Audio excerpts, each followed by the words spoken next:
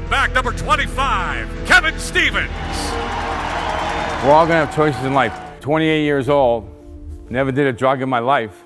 Someone handed me something. So one 30-second decision I made changed the past of my life. For the next 24 years, my life went like this. We're on TV now, so it's kind of scary. You know, our radio and our podcast can see on TV, which is kind of new to us. So Painfully. Like I sat with you guys all for a long time, guys, and sat there and say it's never gonna be me, you know? Now I'm sitting here talking to you guys because it was me. I know how those people feel because I've been in those situations where I've been stuck, and when you're in it, you can't see it. It's very hard, it's a very difficult thing, addiction and substance abuse, and people need help, and we have to get out there and kind of educate people and try to do the best we can to help them.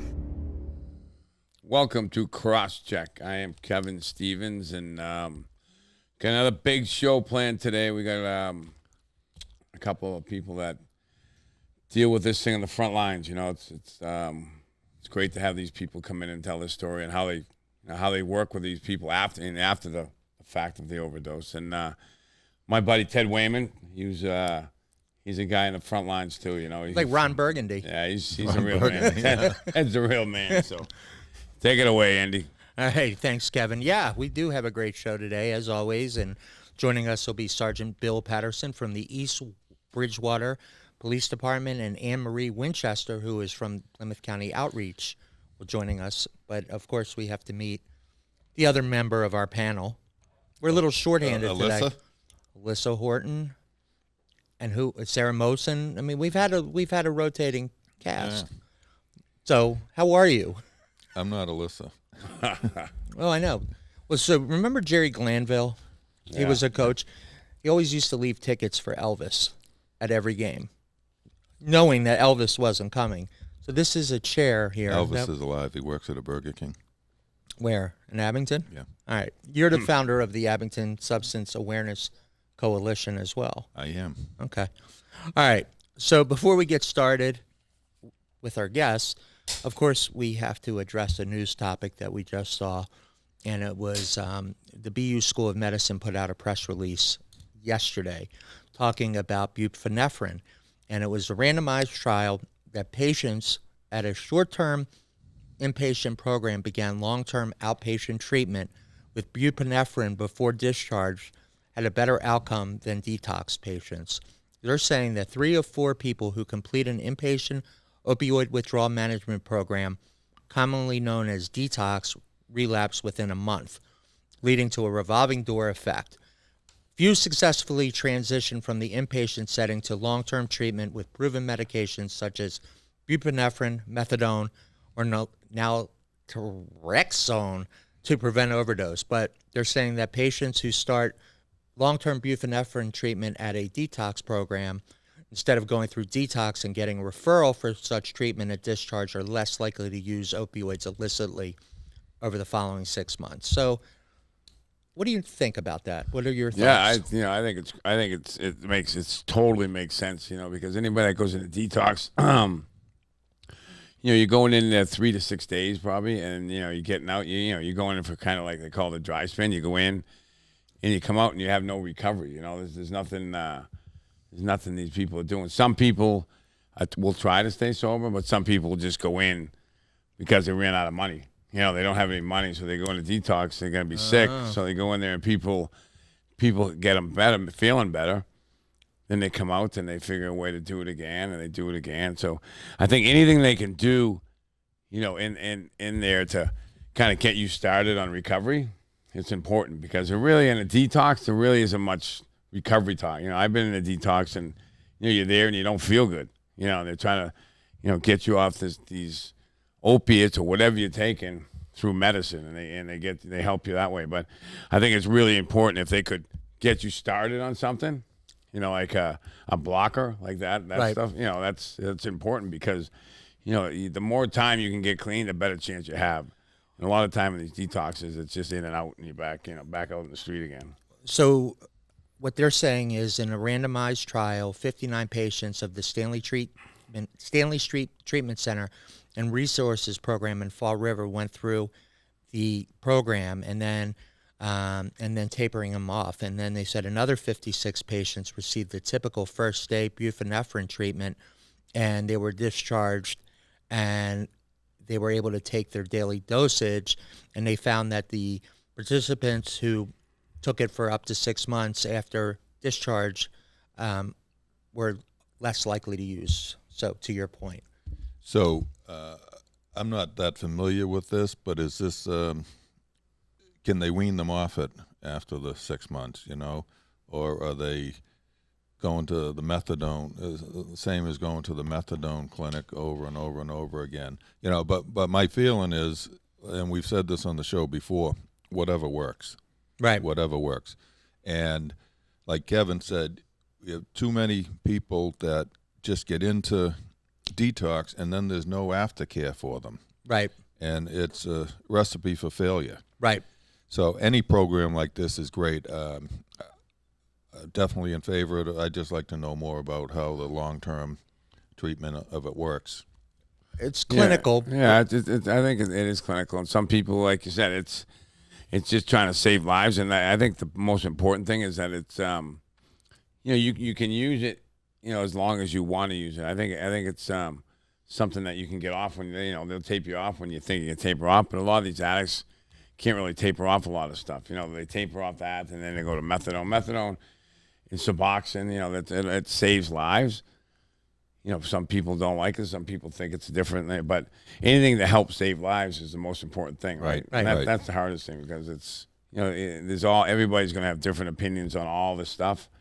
But whatever we can do to save lives, that's the most important thing. Yeah, and it's interesting. The Dr. Michael Stein from BU said the idea of detox getting inpatient treatment for a few days and expecting to quit opioids has always been magical thinking. It's not going to work. No, he said we've quantified here for the first time how successful we can be if we use short-term inpatient programs as starting grounds for long-term treatment. So that's really what we're talking about here. So it's an interesting discussion. Yeah, it's Great idea. And I've known many people like on detox that know they're not going to stay sober. You can't stay sober. You can't do it. It's impossible. Your drug's still in your brain, and you leave.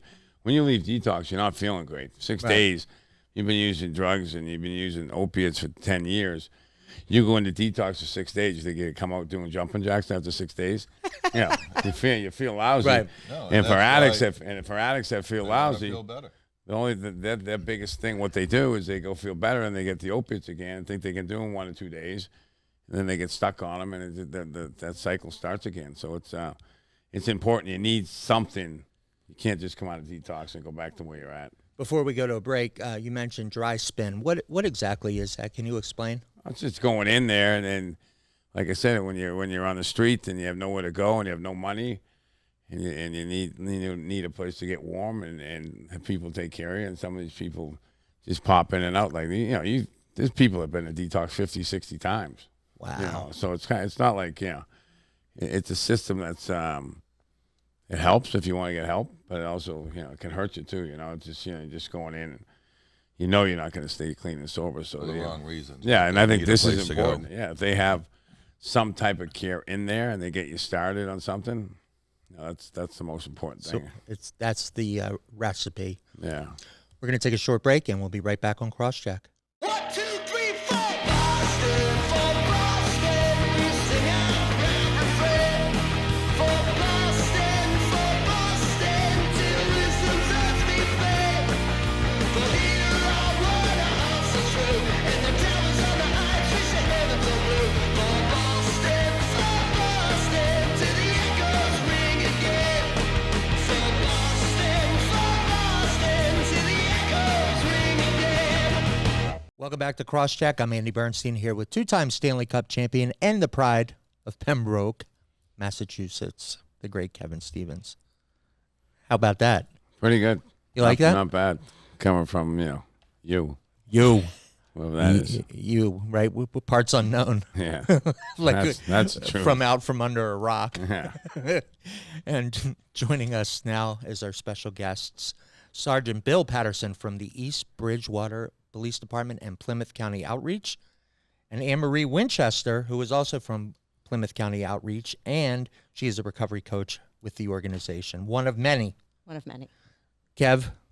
Yeah, it's we dealt we met with you guys before. Like I've seen you around and we talked before. But let's talk about what you guys are doing and what's the biggest thing out there right now with the opiates and what you guys are trying to get out there. We're trying to get out there that when there's an overdose situation, we treat it as a medical emergency. And what would you do if someone was having a heart attack, a stroke, or a crash? Is you call 911, you get services coming, and if you're capable and treat them. Try to treat them and sustain them until someone with a higher level of training gets there to give them a hand. You know what, Bill, is kind of as an addict, right? As an addict before, and I was like, I prayed that no one would overdose when I'm there. But the panic for the other people when it happens, like, they say the addict's not, you're with a couple of friends, and everybody's afraid sometimes to make that call to the cops because, what's going to happen? Where's the kid going to go? What's going to happen to us, And I think that's, that's a myth, right? It is. What's going to happen is hopefully they're kept stable till we get there, and then going to be transported to the hospital. Yeah. And then they're going to be offered services at the hospital. And if for some reason they choose not to take them then, well, we're going to follow up. Yeah. And there's 28 police departments, that includes Bridgewater State University, in Plymouth County, and now it's expanding to other counties that actually have outreach offices that pair up with a recovery coach, Anne Marie, and a host of others, and we go out between 12 and 72 hours after an overdose situation, and we offer services to the person that overdosed, but also to their family and friends, the contact people that we have on file. Yeah, so Anne Marie, so you guys would go out, you get the call. Is that what happened? You find the cops? Yes, what happens typically is if somebody doesn't take services directly from the hospital, that's when the outreach team is notified that there's a follow-up to do. And we contact the police department that where the person resides, and we set up an appointment, and we go with a whole host of resources and show up at the person's home and offer them services. So you go out with a policeman comes with you? Is that how you do it? Yes, we do go out with a plainclothes police officer right to the person's home, and hopefully we connect with them and are able to sit and speak with them for a little while. If we connect with the family, that's fine as well. Because the model for Plymouth County Outreach is a little bit different, where we not only offer services for the person who has substance use disorder, but we also offer services for the family. So we have the options to do that, and if we need to pull in other people to help us with those services, we have the resources to do so. Yeah. So Bill, the biggest thing, like we like all of us, I guess, is the Narcan, right? That's the number one thing that's saving a lot of lives out there, and that's the number one thing that people need to know a little bit about, right? They do. You need to know the signs of an overdose. If you have somebody that won't wake up, you rub their chest with the knuckles, a sternum rub, and there's no response. Clammy, cool skin, blue lips, fingertips. Sometimes they're it's got agonal breathing. They're snorting or like coughing or gurgling. Slow pulse. It's time. This is a crisis situation. It's time to act, and minutes count. Actually, seconds count. So yes, Narcan is important. We want to get that administered, but we also need to look at their vital signs, if you would. So if they're not breathing, if they don't have a pulse, you have to treat that as well. Yeah. So we encourage people, yes, have Narcan, know how to use it, have it readily available, but also we encourage anyone to get CPR trained. And that's overdose situation or any other critical medical situation. The more people that are CPR trained, the better off this world is. Yeah, and that's important because CPR, all these things, happen. And we were talking earlier, Anne Marie, and Bill, all the pills, the cocaine, everything has fentanyl in it, right? No one knows what they're taking most of the time here. No, and unfortunately, there are some pills out there that you'll go to the overdose situation. I took a Percocet, and, I got it from a friend, and it turns out it was purchased on the street, and it's not a Percocet. It's a pressed fentanyl cocaine mixture. There's no quality control. You don't know what you're buying. They dye the pills. They have presses, and it's scary. It is scary stuff out there. Yeah, that's I think that's the biggest thing that people got to you never know where all this stuff's coming from, and it's but it's important. And another thing I kind of think about sometimes, Bill, is when you guys go out there so many times, the same people, how how's the mentality? How do you guys get through that part of it? You know, because it's just like, these police officers are rushing out to the same house, 2 or 3 times a week or whatever, you know. It's a life. Yeah. You're trying to save a life, and you're trying to help somebody get better. Yeah. So it's that's what really keeps you going. Yeah. And Anne Marie, we talked about hope, right? You got to have hope. Exactly. All of us, right? The jobs you guys do, the jobs we do. If we don't believe that people can get better, it's a tough way to go out there, you know. Right. And part of what we do as recovery coaches, when we go out to people's homes, we actually sit down with them and we ask them, what else have you tried? Have you ever been in recovery before? Have you had any length of sobriety? Have you been to inpatient detox? Have you been to outpatient? And, recovery can look like anything. And it's not up to anyone else to define what your recovery looks like. So that's what our job is to find a program, an individualized program that works for that specific person. And if there are things out there that they haven't tried, and you guys were talking earlier about medicated assisted treatment, if you haven't tried it, perhaps we should try it and see if maybe that is your recovery. Yeah. The person sets the path. Yeah. We maybe can help guide them and Meet give them the where resources. Meet them where they're at. Whether it's yeah. detox, inpatient, outpatient, faith-based, medically assisted treatment. It's the person they'll know what's right for them, and we'll help guide them and give them, point them to the resources. Right, and we have to let them have a voice in their recovery. We can't tell them how it has to be done because it just doesn't work that way. So when people are allowed to make those choices and they're felt that they are, that you're actually working with them and not giving them instructions or bossing them around or however you want to look at it, that they're actually a valuable human being with a brain that can work and have a discussion with somebody that they're appreciated, they have knowledge, and we want to work with them to make something work for them. Yeah. What's the response to the people that most, like, you guys come to that? I kind of wonder, like, some people, are mad, some people, sad, some people happy. You guys must have it all. Right? We don't run into a lot of that. Never been told to leave. No? No, I mean, Really? No, I've had people tell me that they're not interested in services. Yeah. But I've never had somebody not let me into their home. Awesome. We've never had a problem with it, to my knowledge, and we have a number of recovery coaches that are going out doing this on a daily basis. Yeah. And people are really thankful that we're there. Yeah. Even if they don't take services, even if they don't find recovery, they always say thank you. Yeah, that's good. What's the rate of the overdose bill? Like, is it going up, down? How's it been going up there? It's up and down. Up and down. It's right? up and down. What we are seeing, though, and I will look at it as a positive, is we go to the overdoses that are reported, but at risk. We have an at-risk category now that we want to be proactive. So if someone knows someone that's in crisis situation or could be in a crisis situation, is having issues with substance use, whether it's pills or injections and alcohol or just having a tough time, reach out to the local police department. Reach out to that recovery officer, and we'll treat that person as an at-risk individual, and we're going to go out with a coach, and we're going to offer the same services. People are scared, though, right? Sometimes. When we say we is pretty big. It's not just the 28 police departments. It's the Plymouth County District Attorney. It's the Plymouth County Sheriff, medical facilities, treatment facilities, the local coalitions. You have the EB, Plymouth, East Bridgewater, Plymouth, Wareham drop-in centers, faith-based community, PARI, the Champion Plan in Brockton. There are so many people that care and want to help. Better than probably any place in the country, probably doing. The people I know are very good at what they do.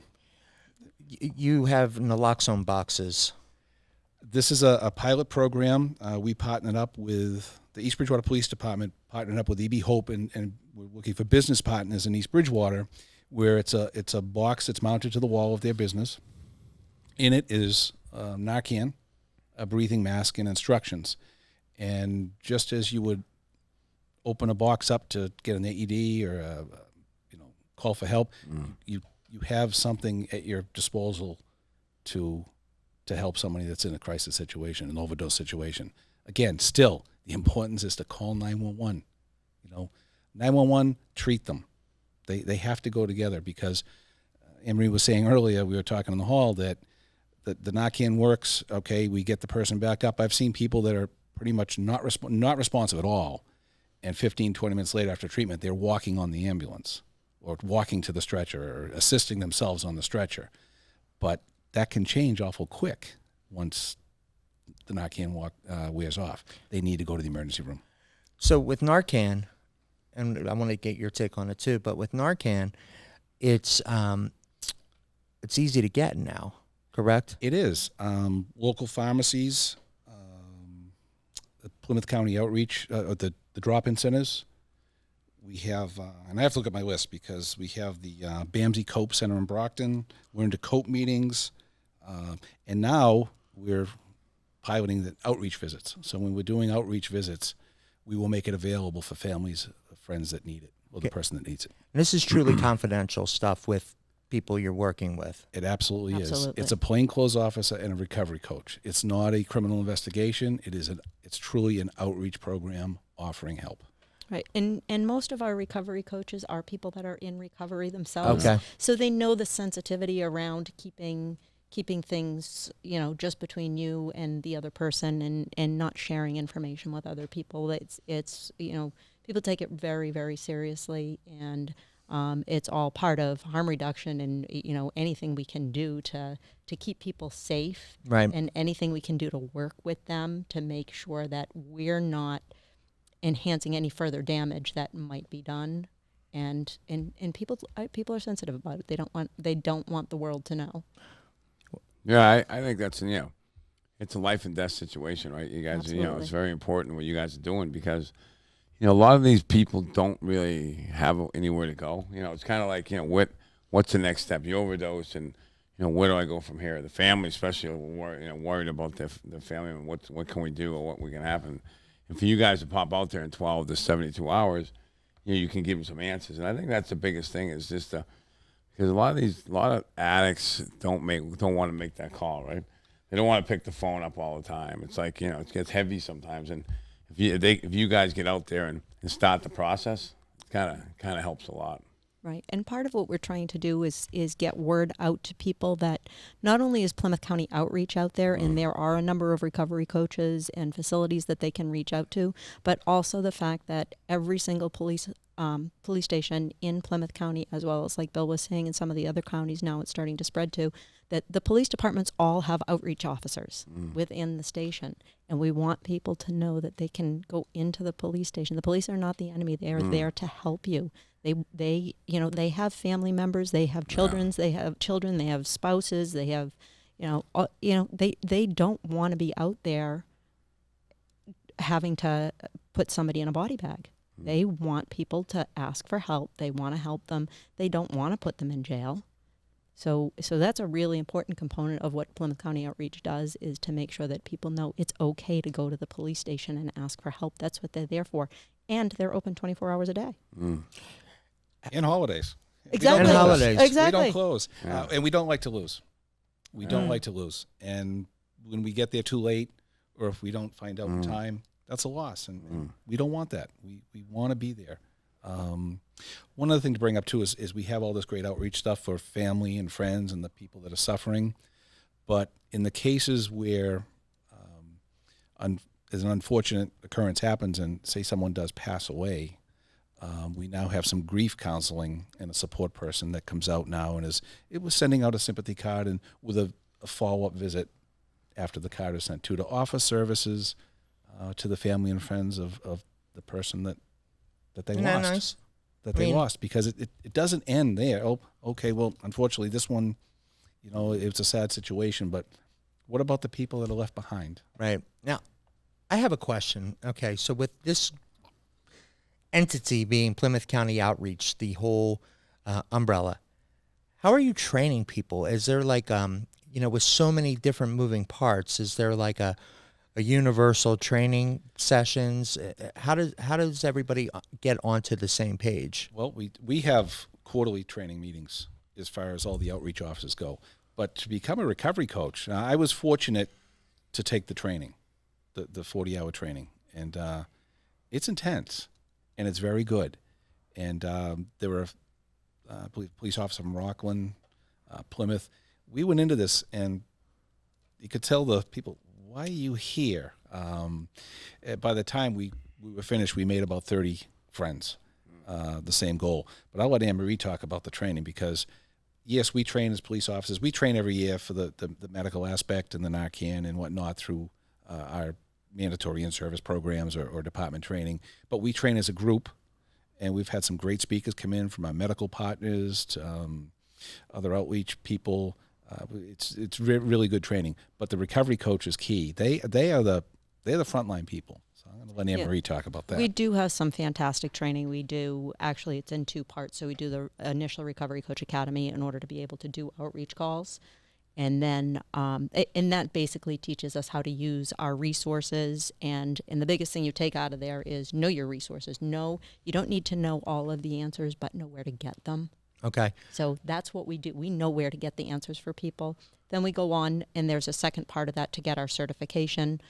The training programs that are available to us are just too many to list. I am just fascinated by the knowledge that some people have, and there are unlimited classes for us to take to expand our knowledge, and including doing mental health first aid, suicide prevention classes, so that we're really focusing in on behavioral health as a whole, and because behavioral health and mental health issues are all a huge component to this. In a lot of cases, we have these great opportunities, as well as being fortunate enough to be included in the quarterly meetings that the police officers go to, so that we're all getting similar training. And then when we go out on a call, we're all on the same page. Oh yeah, it's important. That's it's nice to be on the same page, because it's it's a process, right?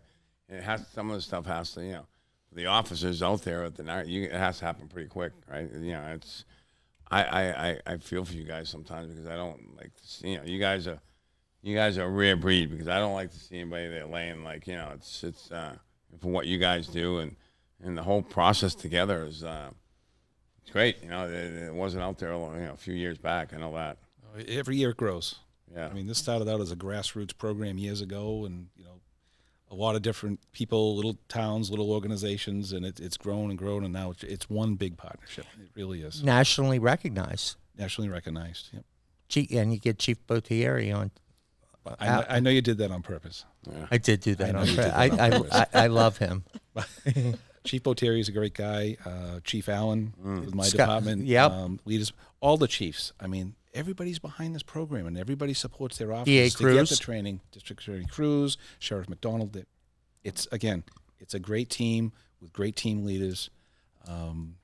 Just can't say enough about the program. Can't say enough about the people that do this. All right, you have 2 people representing or trying to represent dozens. Right. Yeah, just in our own county. I don't even know. It's probably 100+ people. You guys are so Based in dedicated. Plymouth County. You do such a great job, and it's. I hope other parts of the country, I'm sure they are trying to reach out, trying to adopt your model, and some. So kudos to you. Now, if people want to reach out and learn more, where do they go? Well, first of all, please call your local police department if you need services. It's important. It's important. We'll direct you. We will direct you. We'll have that outreach officer call you. If not, the organization has a website. Yep, PlymouthCountyOutreach.org. You can go onto the website, and there is resource information. You can see the list of the partners. You can see the list of the towns. There's all types of inpatient, outpatient resources. There's also a Facebook page. Daily on the Plymouth County Outreach Facebook page, there is an updated bed list first thing in the morning. If a facility has an available bed that morning, it is out on that Facebook page first thing in the morning, as well as all the stats and school stuff too. Yes, and everything else that's going on around the recovery community, including other programs, information on peer recovery centers, and what their schedules are. It's just there's so much information. That's awesome. That Information on Narcan. One of our medical director, Dr. Muse, a video put together. There's blogs, links to blogs. there's good stuff on there. There's a lot of information. He's been on the show, Yeah. Dr. Muse with Stephen Marciano. He came on. So, well, thank you very much for coming on today. Thank you very much Thank you for for having us. Thanks, guys. Thanks. It's good to see you again. We'll be right back on Crosscheck. 1, 2, 3, 4. Boston, for Boston, we sing our grand refrain. For Boston, till wisdom's earth we play. For here our word, our hearts are true, and the towers on the heights reach the heavens are blue. For Boston, till the echoes ring again. For Boston, till the echoes ring again. Welcome back to Crosscheck. My name is Andy Bernstein, here with two-time Stanley Cup champion, And best looking guy in And hockey. without question. 35 years ago. Maybe 40. 40. Now we're up to. That was when he was back in high school, and High he was school. the big man on campus, Yeah, right? yeah, Like he was in the best looking guy there. like too. in the Brady Bunch, Pee Wee hockey. the Pee whole Wee thing. hockey, walking around signing Right on. autographs. Yeah. I'm not signing today. I'm walking right by. No, sorry guys, I gotta go. Did you sign on the way to school? Signed all right. And Alex Bezanson from the Abington Substance Awareness, The best looking guy at Abington Substance Awareness. and with the Coalition. Bruins alumni associate trainer. There you go. Is it associate trainer or assistant? Well, I call it assistant, but I guess it's the same thing. All right. I'm not the top dog. Yeah. Well, in the hearts and minds of the people, you are. I know that, but not with the trainers. Not with the trainers. Anyway, those were great guests. They're doing great right. work there in Good. Plymouth County, and let's welcome our next guest, who actually was Ted Wayman, an Emmy Award Boston TV news veteran who swung by the show last week. Ted came in and shared a story about his battles with substance abuse and what he's doing now and how he's battled. He's a good friend of Kev's. Yep. Good guy, Teddy. Teddy's great. Loved having him on. And we hope you enjoy the interview. Welcome back to Crosscheck. My name is Andy Bernstein, here with two-time Stanley Cup champion. Hi. Hi, the great Kevin Stevens. Alex and the Bezanson. great Alex Bezanson. I throw that word out a lot. Yeah, yeah. Great. But we do have greatness here. We do. We do. We have Emmy Ted- Award winner. Emmy Award winner Ted Wayman, who has spent a long time in front of the camera as a Boston TV news reporter, an anchor covering local, national, and international news. He's been in digital media. You're doing a lot of different things now. He's in recovery, and he travels, spends time with family and friends, so he's doing a lot. Trying to stay busy, but it's nice being with you guys on Powered25.com. Yeah. Powered25.com. So, as a legendary newsman, I don't know about that. I'm but throwing I out superlatives left very and nice right, of you guys. right? Very Right? nice of you guys. So you have a very interesting story. Can you tell us about life in your previous world and as a newscaster and kind of what you're doing today? I worked in news in Boston for a long time, which I loved. Kind of jumped to the digital world in 2006 and saw kind of where that world was going. And have been in kind of on the sales marketing side of many different kind of The businesses. dark side. The dark side. You come from the Yeah, sales side. yeah, You know, yeah, you know what I'm exactly. talking about. Right. And continue to do so, work in B2B tech sales. And all the while, I met my pal Kevin Stevens a few years ago in recovery, and that's how I kind of stumbled upon you guys. But I see what you guys are doing at PowerForward25.com and in the recovery world. And I think so many worlds mix today. You know, when I got sober back in the day, I did not carry the flag of recovery. That was much more stigmatized. And happy to say that it's not that way today. That people in recovery come from all different kind of worlds, whether it's professional sports, sales, news, lawyers, doctors, people on the street. You know, if we have it, we have it. And the lucky ones are the one we get to get clean and sober and stick around. So you just said you've been in recovery 21 years? 29 years. 29 9 years. big ones. Wow. Coming up in October. So tell us about that. What made you get help, and how'd all that start? I was a kind of a young cub reporter coming up in smaller markets in Vermont. I was working in Rhode Island, and I realized that I was drinking and drugging differently than my friends. And I had probably since I was in high school, but I was able to kind of be a functional in my work and job. And I got a job at WBZ in Boston, and I realized I was one drunk driving arrest away from being on the street. And I realized that at 28 years old, I needed to get clean and sober. And I didn't know anybody in recovery. I didn't know anybody in AA. I didn't know anything about AA. And one day I was home. I was living with some pals I had grown up with. They had gone off to school. I think I was working nights. They had gone off to their jobs. And I picked up the phone and I called Alcoholics Anonymous. And a guy was very nice on the other end of the phone. And I'll never know who that was. But he said, hey, why don't you check out a meeting Thursday night in Watertown? And I did. And for the grace of God, that it changed my life that night. I didn't know it at the time, but I realized that I was alcoholic and I was a drug addict and I needed help. And I've stuck around ever since. It gave me a life. It changed my life. I get to meet and be with all different kind of people. I mean, I don't know Kevin that well, but I met Kevin in a meeting through other buddies in the program, but that's the way it kind of works. And I listen to you guys on ATD and powerforward25.com, and you were talking about how meetings really work for you. People can choose other ways of getting clean and sober, or stay clean and sober. I need to be in the halls of Alcoholics Anonymous. So you talked about the fellowship, but that's really what kind of binds me to recovery. I got to stick around. Yeah, and I think it's important to tell you what you said. I think, you can do it any other ways, but what keeps you there is the fellowship, right? Like you can, I go to certain meetings to see people I know. You go to certain meetings, you see people and it makes you feel good. You talk to people, and you're not necessarily know everything about them, but in the meetings and you learn about people, and it makes you accountable, right? And I think that's why I just said meetings, because I heard it so many times. I mean, meetings maker, and I'm kind of like, I didn't know it first, but I go to a lot of meetings and I stopped for a couple of weeks because I was doing other stuff and I didn't feel good. You kind of learn pretty quick that you can feel pretty bad pretty quick for us. We're not these normal two guys sitting over next to us. Our brains. I'm far from normal. Yeah, that's the truth. but and I think the biggest thing, like you said, is for people out there to make that call. That's the hardest. That phone is heavy sometimes. That's the heavy part of it. And you never, growing up, I never thought that I was going to be an alcoholic or addict. I mean, I thought I was, grew up on the mean streets of Wayland, with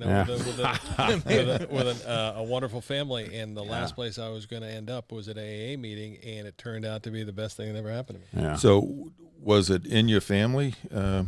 Like most alcoholics, addicts, we do have, that genetic disposition that if I look at my family, whether it was grandparents on both sides, that it was there. And I had kind of heard a little bit about it, but when you're a kid and you hear about that people don't talk about grandparents or uncles because of certain things, there's something in the family background. Yeah.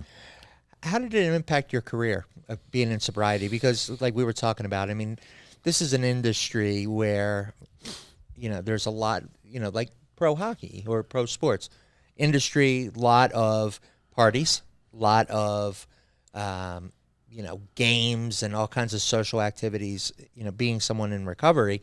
How did that impact? When I got sober in 1990, I was not carrying the flag in public of recovery. I had seen early on when I had seen some colleagues go away to treatment centers, and they talked about it. And I know that people used that against them, saying, "Oh, that kid's a drunk or he's a druggie." And I didn't want to have that laid on me. So basically, I kept my recovery very private. I was very involved in the Fellowship of Alcoholics Anonymous as I am today. I just feel more comfortable in my skin telling people because it really comes down to our primary purpose is to stay sober and help another alcoholic or addict. If I can do that, that's as good as it gets for me any day. But when I was a young professional trying to get clean and sober, I was just trying to get to work, do my job, and I'd get to a meeting hopefully at the end of that day just so I wasn't going to go back to my old ways, which never served me well, and it wasn't going to help me. And talk about whether it's anybody, whether it's Kevin or somebody else in recovery, if we keep doing the wrong things, it just doesn't end up well. And we all have our own stories how I wasn't going to be able to turn that around. So, question for you both, being of, I guess, notoriety in some form or, Much greater as a Stanley Cup champion. Well, you're a award winner, too. Emmy Award winner is pretty good, too. And you are the champion of the Huggy Bears, his softball team. But my question to you, both of you, is, so going to AA meetings, and you're obviously dealing with, meeting people from all different worlds. How does it help you as far as, from a humility standpoint, to be able to, go and be around people who are not like you, Do you find that helpful? I think when I go to meetings, I'm just like the person I'm sitting next to. I don't look at me any different than I'm an addict. I'm a drug addict at a meeting trying to get sober. I'm not a hockey player. When I push that hockey player thing out here, and try to it just doesn't work. It's a lot easier for me to go in a meeting as Kevin. And they see through it. Yeah, anyway. They know who I am. It doesn't make a big difference, but they don't say it. Like, those guys are all in there for the same thing. Till you realize why you're there. A lot of people sometimes, I go on to meetings where people aren't there to get sober. It's a different ball game. Required to go there. Yeah, they go there and they're talking and everybody. But the meetings, then you kind of weed out the meetings that you want to go to, right? And you find people that are trying to do the same thing.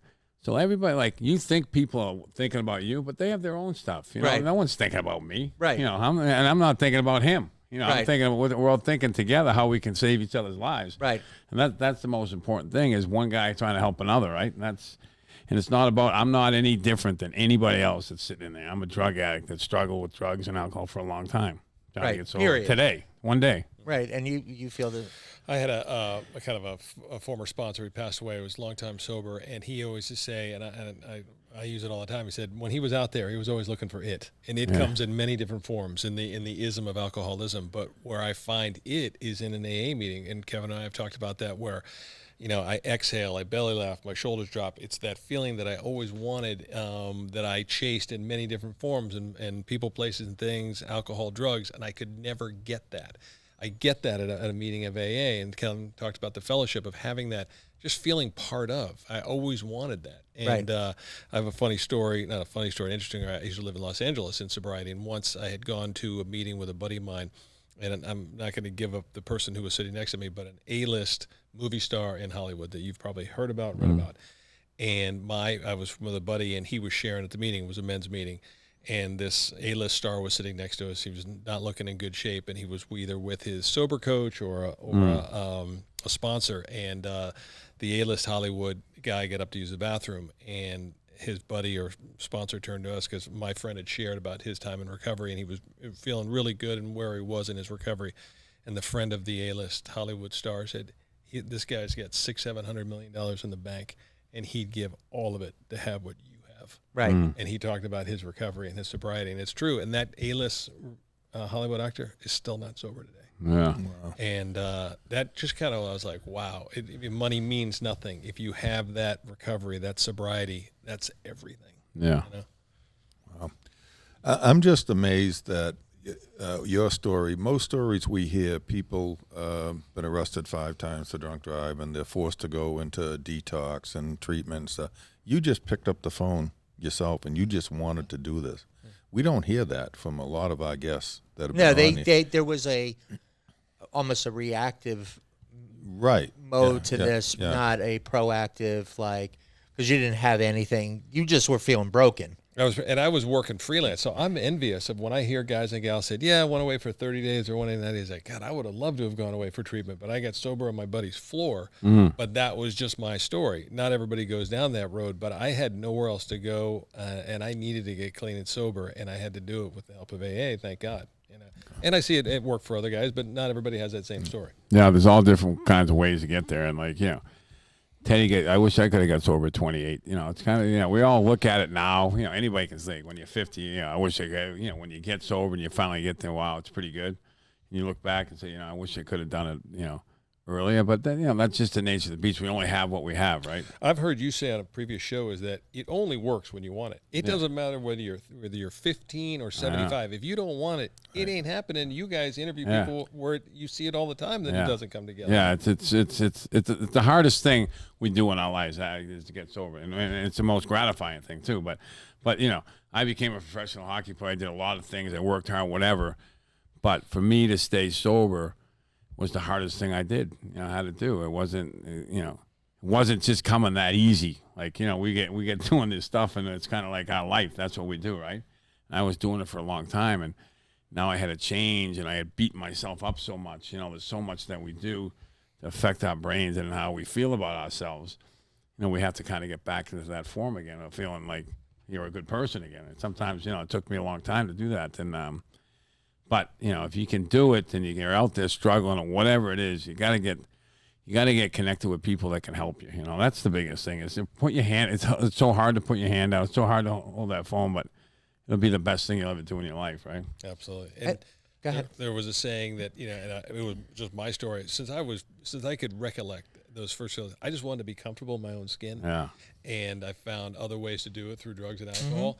And to this day in sobriety, I just want to be comfortable in my own skin. And sobriety is the only thing that works. Yeah, I know. You know, that's the only thing that works. Yeah, and being humble and knowing, like, you know, that was like Bill Russell once said, I play basketball. I'm a basketball player, but it's not who I am. Right. You know, understanding, like, that's my profession, but I'm not going to embrace that lifestyle, because I think if you embrace that lifestyle, you could be in trouble, right? That buying your own program. Absolutely. And we see it all the time. Right. Now, do you miss being in TV? Do you?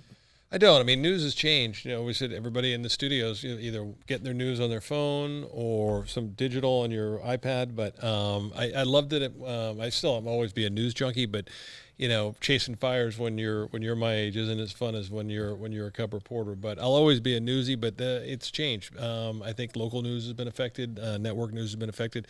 News is so fast. You can get it on this computer on your phone that it's changed the way people digest news, I think.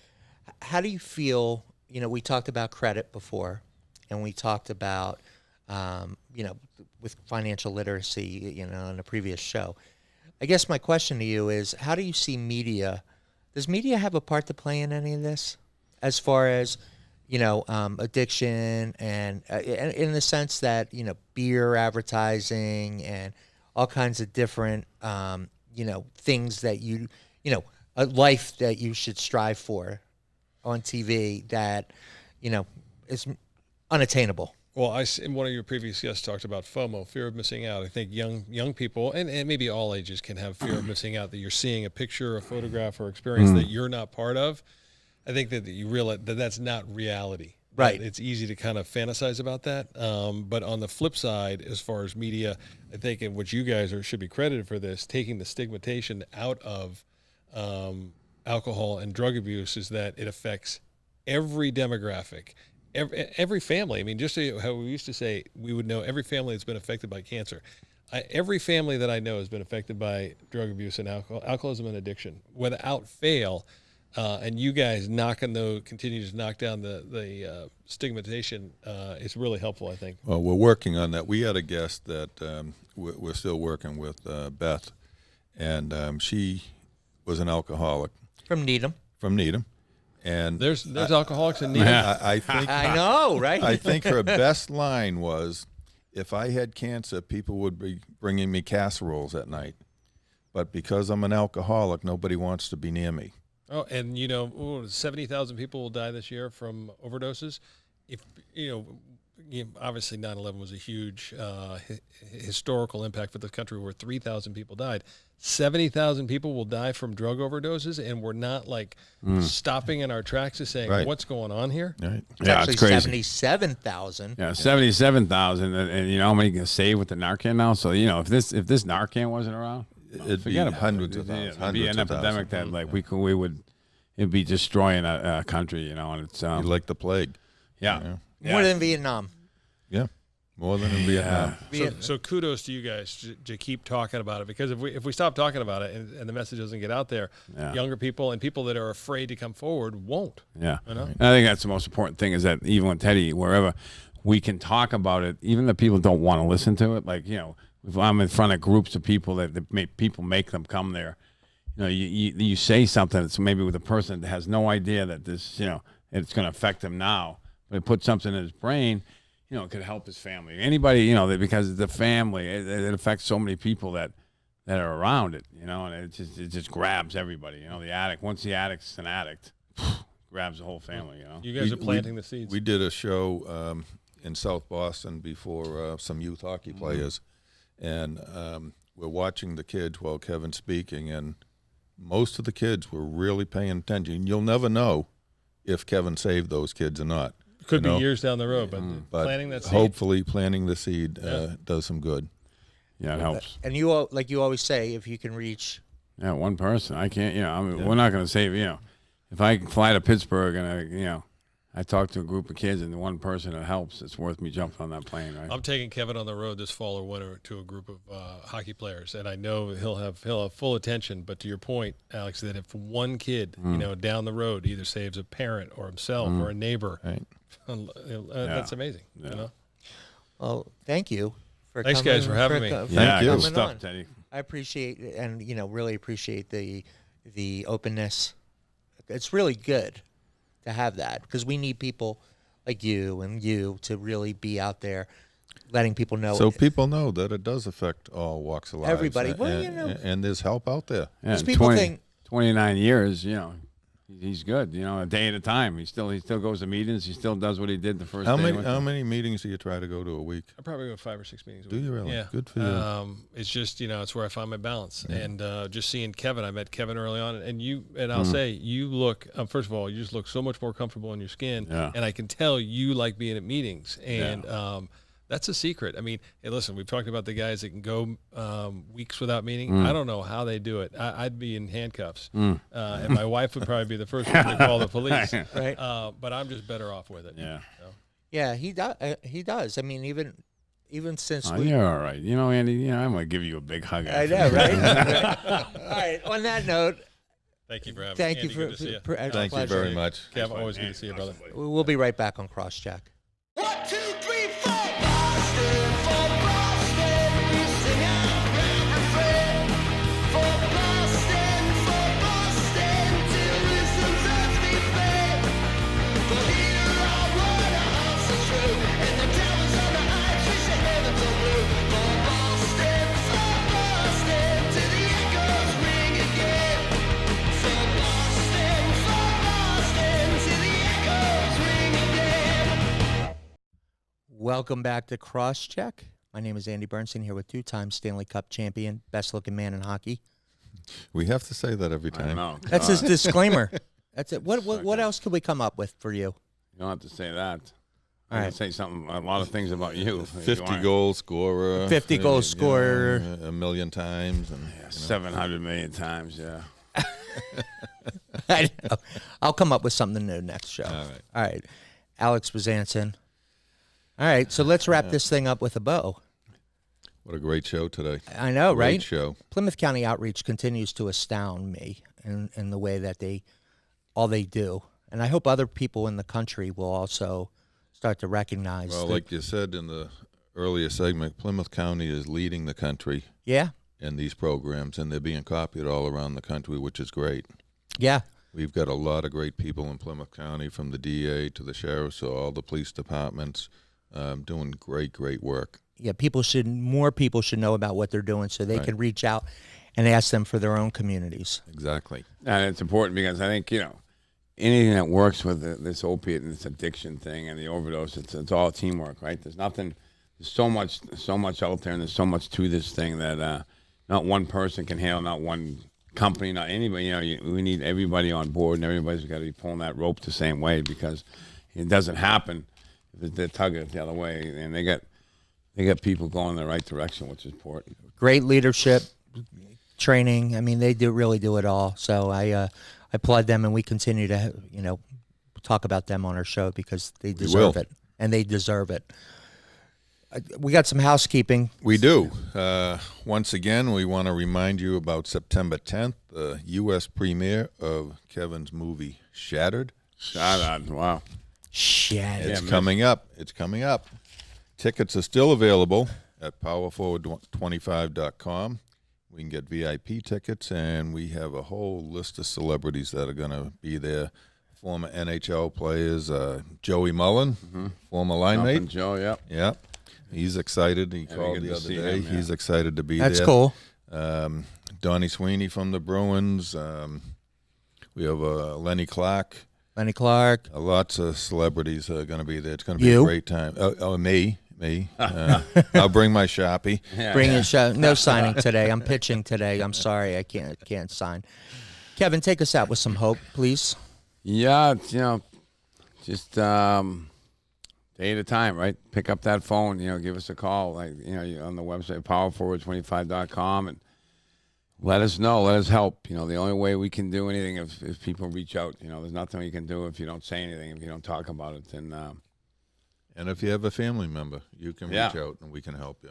yeah, it's anybody that's struggling with addiction or family, anything. You know, hopefully we can answer the questions. We can steer you in the right direction. For sure. And we're also on Facebook now. We are. And the great Kevin Bly is doing great work for us. He is. I throw great out a lot. Yeah, everything's great. Everything's great. Anyway, that's our show for the week. And thank you to Plymouth County Outreach folks, Sargent Patterson and Anne Marie Winchester. Thank you to Ted Wayman for stopping by. Wayman for stopping by and spending some time with us. And we'll see you next week on Crosscheck. Have a great week, everybody.